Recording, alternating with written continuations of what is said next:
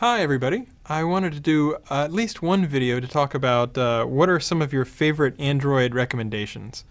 I love my Nexus 1. It's been a great phone. And not just app recommendations, non-paid recommendation or endorsement. CDO makes an extended battery for the Nexus 1.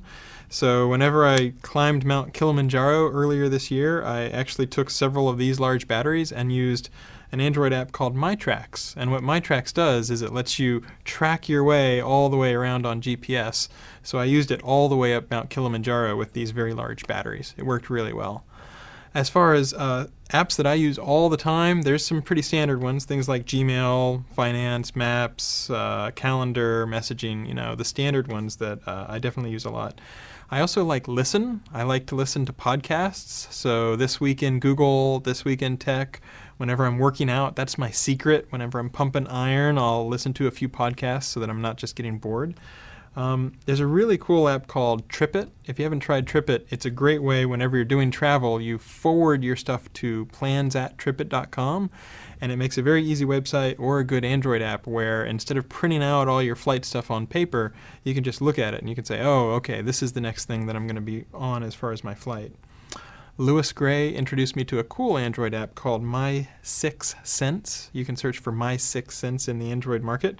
And what it does is it'll take your Twitter feed, your Buzz feed, the things that you read in Google Reader, and it basically blends them all together and it sorts them by relevance. So you don't have to necessarily read 8 hours worth of tweets in order to see the most interesting stuff. It'll surface the most interesting stuff for you. What are some other fun things I like about my Android phone?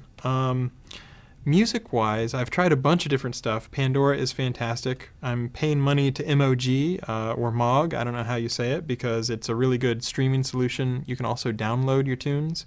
Grooveshark is another one I'm actually paying for right now in order to listen to music streaming. There's also an Android app called Subsonic. You have to set up a server on your computer, but then you can stream the music on your computer to your Android phone, which is also pretty nice. There's a lot of other fun things. I have a lot of Wi-Fi analyzer. I've been known to walk around an airport with the Wi-Fi analyzer looking for the best spot to sit down to get the best Wi-Fi. There's a really cool app called Map Viewer from a company Sensorly. And what that will do is you can fire it up and just sort of walk around and it will upload a very fine-grained map of your cell phone coverage and sort of say, oh, this is the quality that you've got. And so everybody walking around generates a much better quality map than just the stuff that you'd see on the brochures for, AT&T or Verizon or T-Mobile or whatever. So you can actually start up the application and upload your own data and then find out just how good your signal strength is. And if you're lucky, you might be able to get different Android handsets. So for example, this is the Nexus S. It's a really great little handset. So this one's for T-Mobile, this one's for AT&T. You can fire up the application, walk around or drive around your house and then figure out, okay, long term, is it better to go with AT&T, T-Mobile, or some other carrier, for example. So those are just a few of the things that I like on Android. There's so many, it's really hard to go into completely, but there's a lot of fun widgets. The Wi-Fi hotspot is fantastic if you guys don't have the Froyo, the version of Android that has that. And then there's just a whole lot of other random things to try.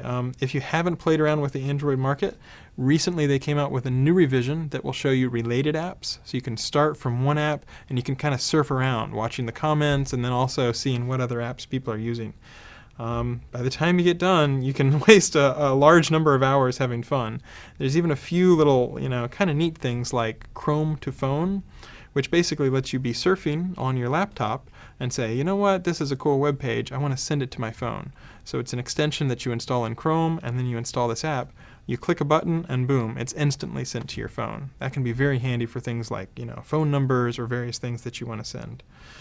So those are a few of the Android apps that I like. It's really fun to see what different things are coming out. Everything from a heart rate thing that you put your finger over the camera and it will actually turn on the flash and let you see what your heart rate is. All sorts of fun apps like that. I've avoided mentioning some of the common ones that everybody should try, like Angry Birds, but hopefully that gives you a few things to check out whenever you're looking into various Android choices.